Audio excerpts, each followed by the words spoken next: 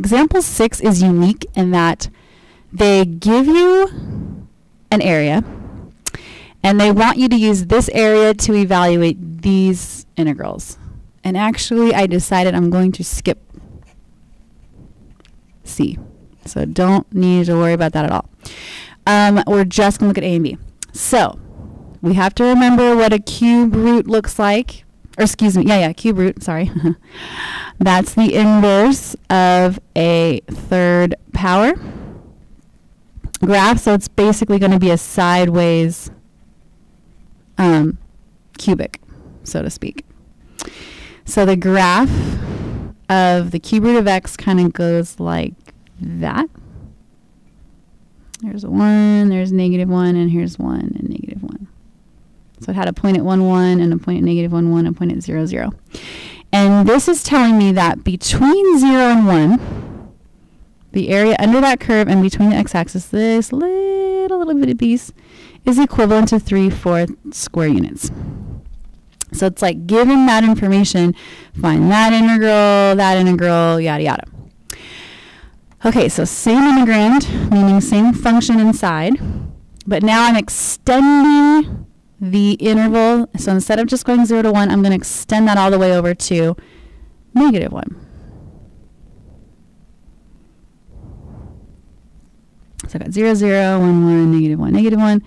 There is my curve.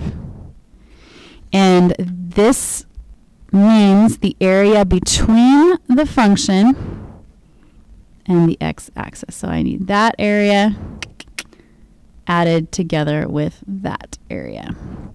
Well, I already know that this area is 3/4. Whoops, sorry. I know the area below x-axis is negative. And I know that this right here, because of the fact that this is an odd function, it has what we call origin symmetry. This is exactly the same amount as that, except it's below the x-axis.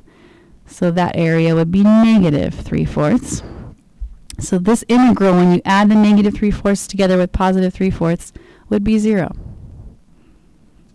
That was the answer for part A. So negative and positive areas do cancel each other out.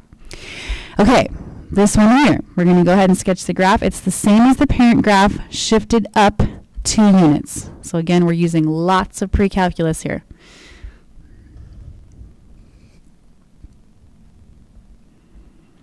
So we have, instead of the center at 0, 0, it's at 0, 2. Instead of the point at 1, 1, it's at 1, 3. And instead of the point at -1, 1, -1, it's at -1, 1. And it goes like that. Okay, so we know we're trying to find, and this is from 0 to 1, so we just care about from here to here. We're trying to find that area. Shh. Okay, well, we know that this part of it, since these two are the same, that part's 3/4. And then I can figure out the bottom part, since it's just a rectangle. I can figure this part out by just doing base times height. So the base is 1, the height is 2, so this area is 2 times 1. So the total area would just be to add the 3/4 together with the 2, and you get 2 3/4. And so that's the answer to that integral.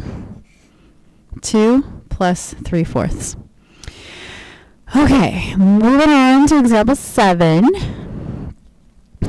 Whenever you see this INT, that is code for brackets, step function. So INTX is the same as bracket x, which is the step function. So this right here, you could also think of it as 2 brackets x minus 3. Okay, so this is a discontinuous function, meaning it has some jumps. So it helps to sketch a graph of this and just kind of figure out what the areas would be by graphing. So, and we're going to go from -6 to 5.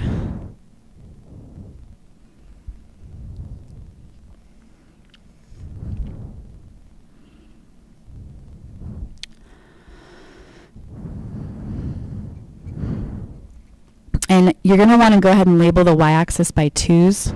You'll understand why in a minute. That's 2, 4, 6.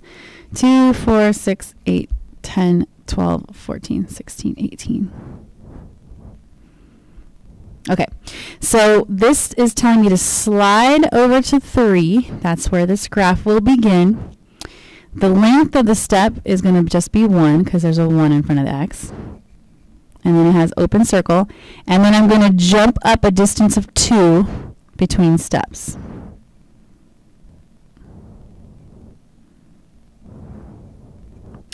And then I can also go backwards. And I need to go all the way to -6, which is why we had to count by 2s, otherwise there would not be enough room.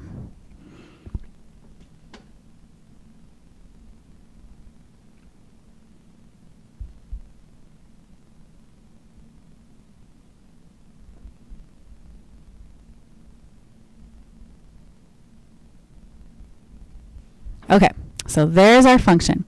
And we're trying to basically find the points of discontinuity. So points of discontinuity happen basically at every integer because that's when one step jumps to the next and then jumps and jumps.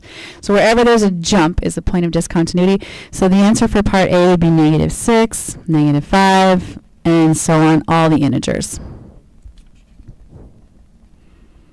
Wherever there's a jump. And we'll stop at 5 because that's where this stops, and we started at -6 because that's where it starts. Okay, and then for part B, use the area to evaluate the integral, just like we did in all the other problems. Well, this is kind of like back in 5.1 when we had discrete data or things that were not connected. We just have to make rectangles. So we're going to be doing lots of different rectangles, starting with this one over here. Oh, actually, no, just kidding. We won't use that one because it goes up really high and we're stopping at 5. So if I stop at 5, then I would use just this one because I'm stopping at 5 is the right one. So this is basically just 1 times 4. So that's an area of 4. That's an area of 0. Oh, excuse me, that was an area of 2, I'm sorry. Because it just goes up to 2 right here. That's an area of 2, that's an area of 0. This right here would be an area of -2. This right here would be an area of -4 because all these distances between x are all 1. I'm doing base times height, base times height, base times height, base times height, and anytime you have a height or anything below x-axis, it's negative. So this one would be an area of -6. That would be an area of -8, -10, -12, -14, -16, and -18. Chaos. Make sure I did that part right. So the reason I didn't use this one is because I'm stopping at 5. And all the way up until 5, it was underneath 2, not 4. Okay, so I'm going to basically go ahead and add up all of that area, so to speak, to evaluate the integral. So it would be -18 plus -16 plus -14 plus -12 plus -10 plus -8 plus -6 plus -4 plus -2 plus 0 and then plus 2. Add up all those rectangles and then I basically end up with, after I add all of that together,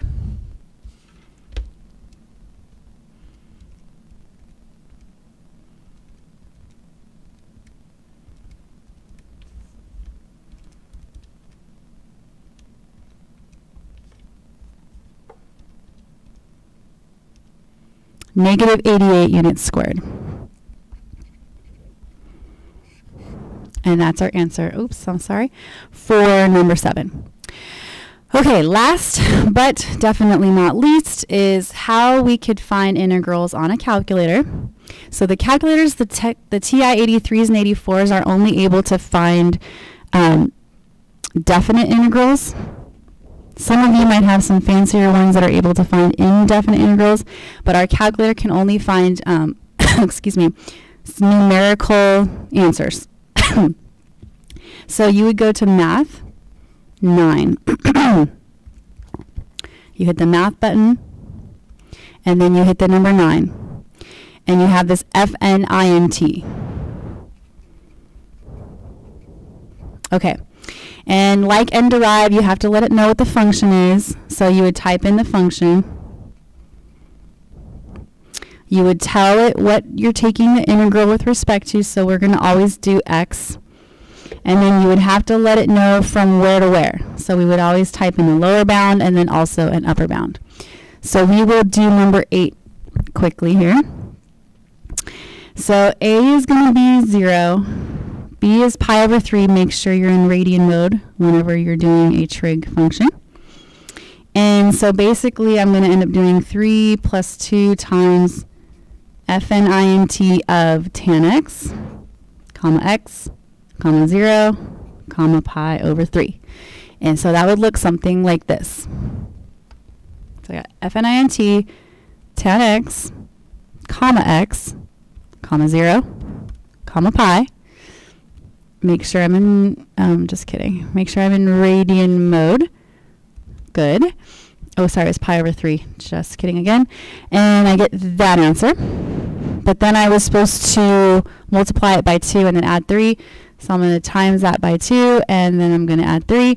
And so my answer would be that. Thank you, and I will see you in class on Thursday. If you have any questions, please come see me in tutorial.